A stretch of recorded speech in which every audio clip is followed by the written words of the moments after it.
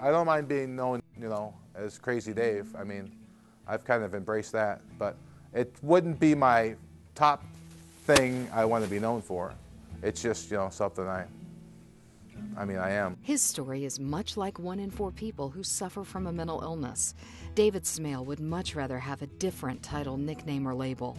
Handsome Dave, Funny Dave, Emotionally Balanced Dave. His journey with mental illness began 13 years ago, and he's just now opening up about it in hopes of helping others. Because usually mental illness, like your onset period is from 18-ish to about 25-ish. But I drank so much, and alcohol is a long-term depressant, and I'm manic by nature. So it suppressed my manic tendencies just because I drank so much. In May of 2001, I stopped drinking because I was trying to get all buff, to impress the ladies. And by the time September came, I was full-blown manic. And I had never heard of anything like that before. I didn't know exactly what was happening. I just knew I was, young, angry, with a lot of energy. At the time, David's mother had a friend whose son suffered from schizophrenia. Realizing the signs, she encouraged David's mother to take him to the hospital. David thought everything was fine. Oh, I was happy. Everyone around me wasn't. That's when he learned of his mental illness. I'm classic bipolar now, that's what they say. Because they had me at schizoaffective, which is kind of halfway between bipolar and schizophrenia. Because when I'm manic, I have delusions. And I don't really hear voices, but I think the radio is pre-programmed from the future to tell me what to do. Or the TV, stuff like that. Cindy Schultz is David's case manager and has been with him through his highs and lows, guiding him down his road to better mental health. David has a message of hope and recovery, that consumers don't have to be about their mental illness. They don't have to be defined by their mental illness. And David is not. He sits on the Consumer Advisory Board. He's involved in the National Alliance on Mental Illness. He won a national award for not only overcoming his mental illness, but for how he is helping others do it as well. David also helps local first responders understand mental illness through what is called the CIT program. So that when they get a call and they're dealing with someone who has a mental illness, that they can respond differently than what they might otherwise. David's life experiences, his sense of humor, and his determination have been key in his recovery and his outlook on life. What's great about David and his experiences is he's learned something from each episode.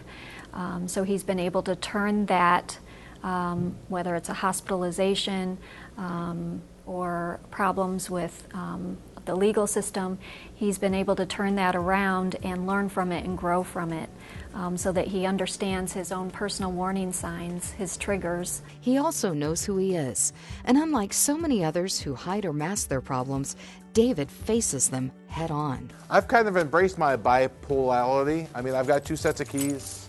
I would have 2 cars if I could afford it. I would have 2 apartments if I could afford it. Got 2 of the tattoos to remind me not to be crazy, or to actually, you can't not be crazy, but you can do the things that would help you, You can't will yourself to be sane. You need help. And so I do these little tricks. Being open, talking about it, and not hiding his issues helps him. And so is being realistic. Recovery is possible. Like I said, you're never going to be probably bank president or, some real high-stress job. But you can have, a job that you like. You can go on with your life. It may not be what, you may have to lower your expectations just a bit of what you thought your life would be. And David is not disappointed. He's doing something he loves. As a cook for a restaurant, he's found a family away from home. I actually like my work a lot because, you see, it's kind of a family place, and my family's really small. My sister's in a different town, my dad's in a different town, my mom passed away. So it's kind of a family atmosphere. So It's almost like it's a sense of belonging there. David's takeaway is this: it's not an easy journey, but it is one people can make with the right attitude and help from professionals. I think that's one thing about whether it's Talk It Up Michiana or this video on David's story, that it's really breaking down those walls, that everyone from time to time in their life struggles with this, some more than others, but to join as a community and give people the support and the treatment that they need.